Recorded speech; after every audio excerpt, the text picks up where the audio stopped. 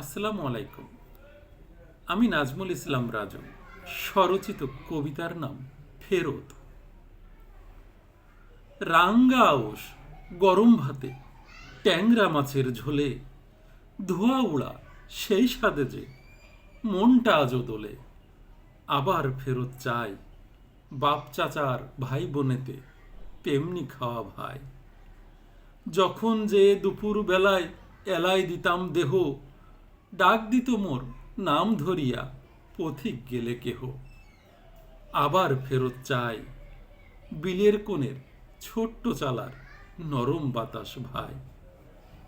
যেথায় আমার বাঁশের বাঁশি নামলে নিশীত কিছু, সুর তুলিয়া কাটতো আচর পুব পাড়ার ওই পিছু।